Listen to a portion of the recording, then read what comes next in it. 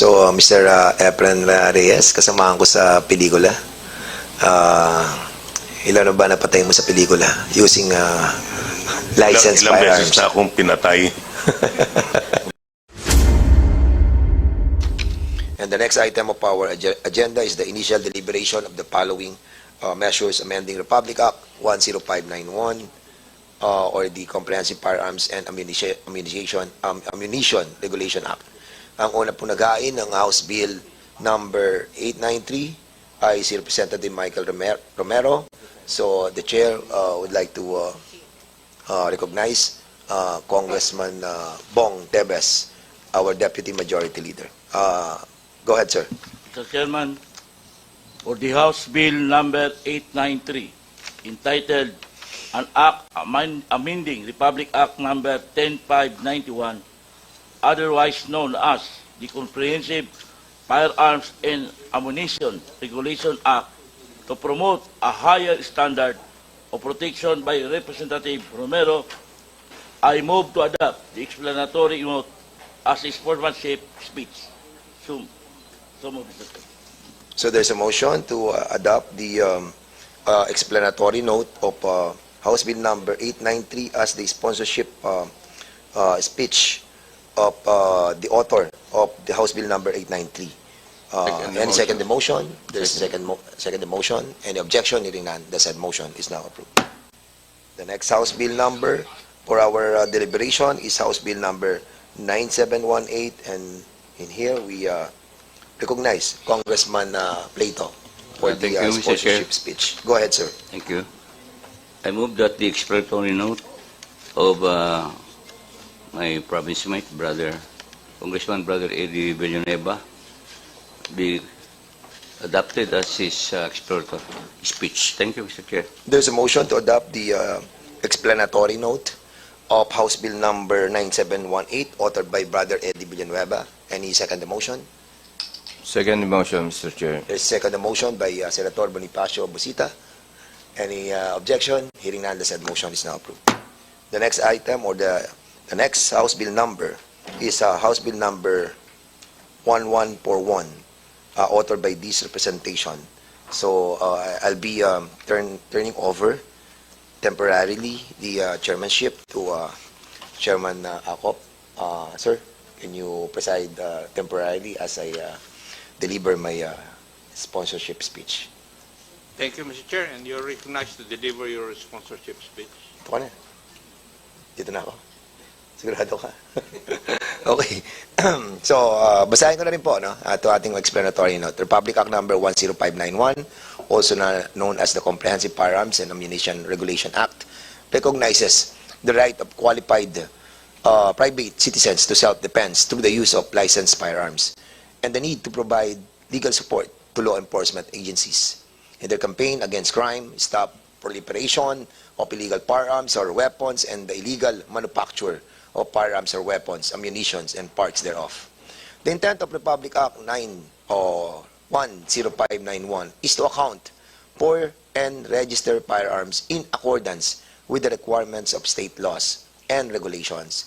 Included are provisions that regulate the manufacture, import, and export of firearms and its essential accessories. However, it appears that certain provisions of the statute were intentionally or unintentionally too rigid and rendered the law unreasonably difficult for private citizens to own or use licensed firearms. The bill proposes rationalizing certain provisions of the existing laws so that the law-abiding individuals will not be unduly deprived of the right to legally own firearms and consequently to defend themselves, their loved ones, and their property. The measure seeks to amend the following provisions of the law. Letter A, the standards and requisites for the issuance of license to own and possess firearms. Letter B, yung pong carrying of firearms outside of residence or place of business. License to possess ammunition. Issuance of license to manufacture or deal in firearms and ammunition. Scope of license to manufacture firearms and ammunition. Letter F, registration of locally manufactured and imported firearms. And lastly, yung pong firearms for use in sports and competition. For these foregoing reasons, the immediate consideration and approval of this bill is earnestly urged. So, yun lang po, Mr. Chairman. Maraming salamat, Mr. Chairman. So, Mr. Efren Reyes, kasamahan ko sa pelikula. Ilan na ba napatay mo sa pelikula using licensed Ilang beses firearms? na akong pinatay. Good morning, Mr. Chairman and Your You are Honor. now recognized, Mr. Efren Reyes Jr. Go ahead. Thank you po. As a representative of Philippine Shooters and Match Officers Confederation headed by former TESDA Secretary Suharto Mangudadatu, former congressman too, I'm being the Vice President External of PSMOC. The position right now is I agree with mostly of all their resentments and with regards to the mga bills na they're trying to pass, and the position right now for PSMOC is the shooters ever since the enactment of the RA 10591 we have been what you call this disenfranchised. Nawala na po ang karapatan ng mga shooters with regards to permit to transport. Before, we were enjoying permit to transport na mga 6 months, even yung iba nga, mga binibigyan pa ng 1 year na permit to transport to all firing ranges in the Philippines, including practices and competitions. Ngayon, we are merely limited to 5 days for every competition. Wala pang, kung magwa-practice ka, kailangan pang kumuha ng permit to transport ulit. Masyadong nalilimitahan yung galaw ng mga shooters natin, where in fact, our shooters also represent the Philippines in world competitions. While limiting our practices and competitions, nahihirapan tayo sumali. But in fact, lately, we have been champions in a world shoot. Mr. Topacio, saan yun? 1, 2, 3, sila ang tatlong pan-Pilipinas lahat ang nanalo. Australasia ba? We are one of the best shooters in the world. If we restrict our shooters, baka bumaba tayo sa standing natin. Yun lang po ang request ng PSMOC for this time. Mr. Reyes, I would like to disagree with you. Wala pa naman itong mga batas na ito nung nanalo ng 1, 2, 3, di po ba? Ito Wala na pa po. naman eh. It's the present law kung bakit nanalo yung ating mga competitors na sinasabi mo. Why would you say na hindi naman nanalo kung ipapasa natin itong mga bills na ito? What is your By basis? nalilimitahan po yung ibang mga shooters Hindi nga natin. nalilimitahan nun. Nanalo na nga sila eh. Ikaw na mismo ang nagsabi eh. Opo, Oh. yung iba po, meron So, ibig konting mo sabihin, kailangan natin luwagan. luwagan lang po natin ang Bakit konti. po? Ha? Dahil nalilimitahan po yung mga competitors Hindi, natin. it's limited by law. Bakit po natin luluwagan? What is your logic behind that? Logic Kasi being, I cannot concur with your statement as a lawmaker. because I yung cannot. iba po, binibigyan lang po ng permit to carry na with 500 rounds. Nanalo na nga sila with that eh.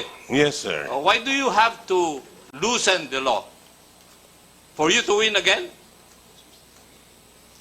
Or to maintain. Maintain lang po Yan. natin. Siguro yan. That's why I do not Ilagay lang agree po with your natin. point, Mr. Reyes.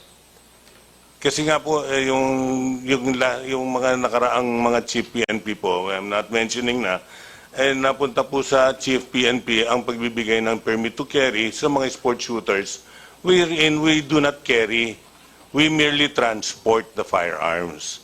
Hindi. Ang point ko, Mr. Reyes, with the Opo. present law, nanalo na kayo ng 1, 2, 3. Yun ang sabi mo eh. Opo. Tapos ngayon, luluwagan para magkaroon kayo ng 5,000 na ammunition for one. Kasi limited to 500 according to the law. The 500 is for the transport of the firearm, of the ammunition to the range. Yes. Yung So, 5,000, that is not enough. the 500, usually po, 500 is kung minsan kinukulang pa ang shooter sa firing range. say for a competition. Yung PNP, do you agree with that? That 500 is not enough for practice? For one practice session?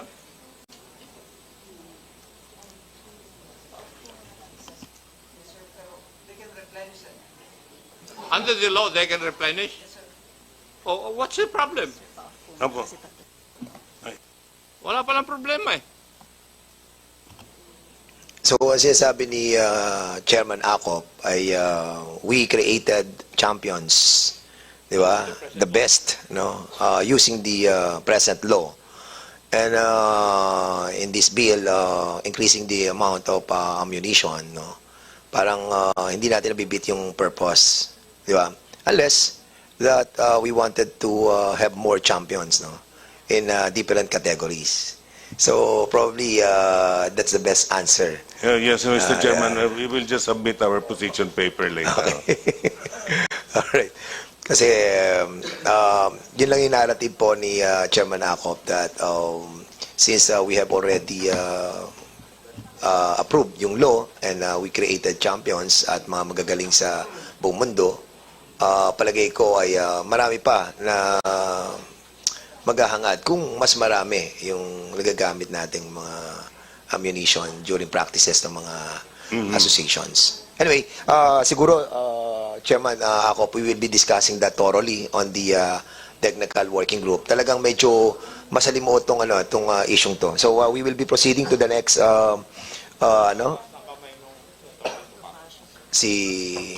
Mr. Topacio, are you raising your hand? Yes. Okay, go ahead, please. Mr. Chair, to answer the question lang of the good Congressman Acop, I think si Mr.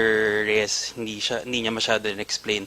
A lot of these shooters during the gun ban and most of the time when they practice, a lot of them are in the US because in the US, they don't restrict ammunition. If you talk to any shooter here in the Philippines, especially those who compete abroad, I mean, my brother is part of the national team for shotgun, and he can only bring a certain amount of rounds during practice rounds. The minimum amount of ammunition, if you want to train competitively, if you want to go to the World Cup, if you want to join the Olympics or the SEA Games, is at least 1,000 to 1,500 rounds a day. And we are only being allowed, I believe, if you're a sport shooter, 500. And during that time, Mr. Chair, even if you replenish, it takes probably a week at most to get a permit to transport. Whereas if you're a competitive shooter and you're representing the Philippines, you would need to practice almost every day if possible.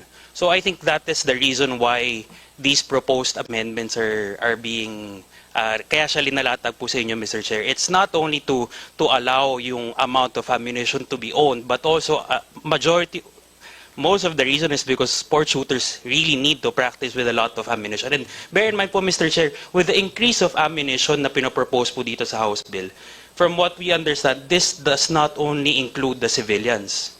Because as gun stores po, whenever we sell ammunition, even to law enforcement, may it be the PNP, NBI, PDEA, AFP, when they buy ammunition in their personal capacity, we can only sell them 50 rounds. Okay. That's understandable. Now, Chair, Mr. medyo, before, sige, Congressman Acop, then Congressman Plato. Kasi yun lang ang provided for by law and you have to abide by that. Di ba? That is what the law says. Otherwise, criminal cases will be filed against you Yes. if you violate that. Yes. That's why we support the amendment nga po, Mr. Congressman. Thank you po. Alright, so we will be medyo umiinit na ang ating discussion and that's the reason why we need to create a technical working group on this matter. Kasi Chair. medyo contentious yan. Pero because we have an existing law and we have to follow it, and that's the reason why meron tayong amendments na gagawin natin. But, of course, it Mr. will be also debatable on the technical working group. Congressman Plato, go ahead. Mr.